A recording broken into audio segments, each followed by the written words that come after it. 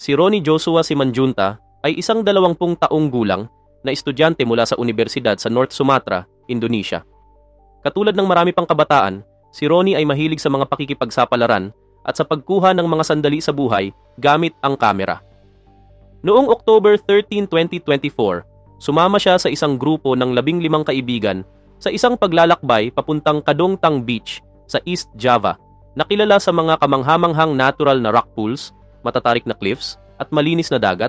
Ang Kadongtang Beach ay isa sa mga pinakamagandang ngunit delikadong coastal destination sa Indonesia. Para kay Ronnie at sa kanyang mga kaibigan, ang paglalakbay ay isang araw ng pagtuklas at kasiyahan. Ang natatanging mga pormasyon ng bato at ang asul na dagat ng beach ay paboritong backdrop para sa mga litrato, kaya't dinarayo ito ng mga turista na nagnanais kumuha ng mga larawan ng kagandahan nito. Ngunit sa ilalim ng tahimik nitong ibabaw, may nakatagong mas madilim na katotohanan. Ang Kadongtang Beach ay kilala sa mga hindi inaasahang alon at malupit na undertow, lalo na sa oras ng high tide. Dumating ang grupo sa beach ng masaya, tinitingala ang tanawin. Naglakad sila sa mabatong baybayin, nagsasaya at kumukuha ng mga litrato. Nang sila'y lumapit sa dagat, ang ugong ng mga alon ay lalakas. Para sa marami, ang tunog na ito ay maaaring magsilbing babala. Ngunit para kay Ronnie, ito ay isang paanyaya. Nais niyang makuha ang perpektong kuha ng kanyang sarili na nakatayo laban sa mga humahagupit na alon, habang ang kanyang mga kaibigan ay nananatili sa ligtas na distansya. Umakyat si Ronnie sa isang matalim na batuhan malapit sa gilid ng tubig. Ang mga bato ay matulis at basa, ngunit kumilos siya ng matatag, nakangiti habang ang mga alon ay dumadaloy sa likod niya. Nagsimula mag-video ang kanyang mga kaibigan, tinatawanan at binibiro siya. Magaan ang mood at wala sa kanila ang nakakaalam na ang mga sandali ay mabilis na magbabago ng direksyon. Biglang dumating ang isang malalaking alon na humampas sa baybayin.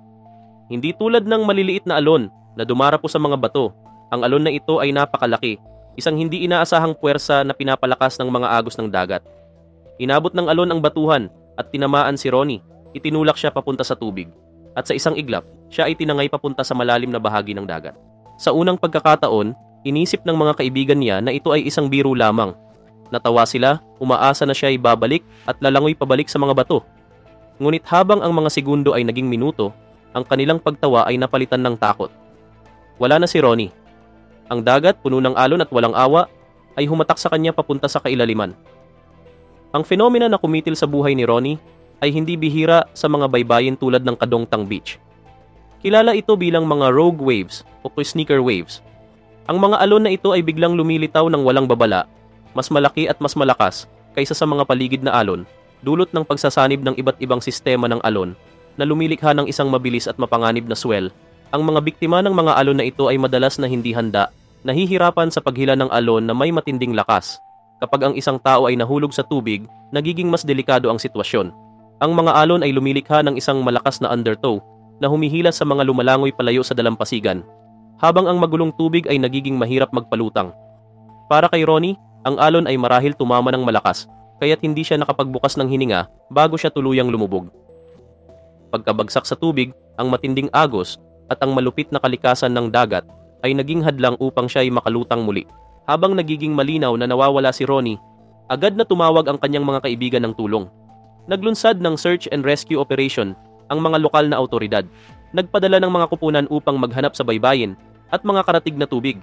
Gayunpaman, ang mga kondisyon ng dagat ay hindi paborable. May mga alon na umaabot hanggang 14 na talampakan, ang taas na nagpapahirap sa kanilang paghahanap. Nagpatuloy ang paghahanap ng mga araw, ngunit habang tumatagal, ang pag-asa ay nauurong. Noong October 18, 5 araw mula nang mawala si Ronnie, isang mangingisda ang nakakita ng isang katawan na nakalutang na nakatagilid sa tubig malapit sa Karangpayong Beach, mga 14 na milya mula sa Kadongtang Beach. Ang katawan ay nakuha at nakilala bilang si Ronnie Joshua Simanjunta batay sa kanyang mga pisikal na katangian. Dinala ang kanyang mga labi sa RSUD Dr. Iskak Tulungagong Hospital para sa karagdagang pagsusuri. Para sa kanyang pamilya at mga kaibigan, ang pagkakatagpo ng katawan ay nagbigay ng pakiramdam ng pagsasara, ngunit nagdulot din ng matinding kalungkutan. Si Ronnie ay isang buhay na tao, isang batang lalaki na may mga pangarap at maliwanag na hinaharap. Ang kanyang pagkakitil ay isang malupit na paalala ng mga hindi inaasahang panganib ng kalikasan. Ang trahedya ni Ronnie ay hindi isang natatanging insidente. Ang Kadongtang Beach ay may kasaysayan ng mga katulad na aksidente kung saan ang mga turista ay nawawala dahil sa rogue waves habang kumukuha ng mga litrato malapit sa dagat. Noong 2016, dalawang kabataang lalaki, sina Aris at Imam, ay nadala din ng dagat at nawalan ng buhay sa parehong lugar. Ang mga insidenteng ito ay nagpapakita ng pangangailangan para sa mas mataas na kamalayan at pag-iingat sa pagbisita sa mga ganitong mapanganib na lugar. Para sa marami, ang pagnanasa ng perpektong larawan ay madalas na nauurong ang mga panganib na maaaring mangyari. Ngunit tulad ng ipinakita ng kwento ni Ronnie, ang kalikasan ay walang malasakit sa mga kagustuhan ng tao.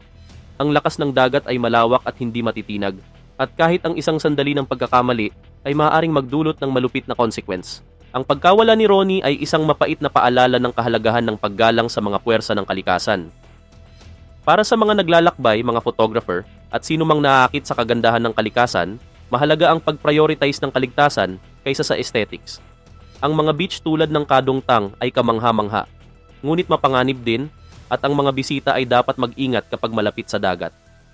Ang simpleng pag-iingat tulad ng pag-iwas sa mga alon, pag-unawa sa mga pattern ng tides, at pagtangkilik sa mga lokal na babala ay makakapagligtas ng buhay.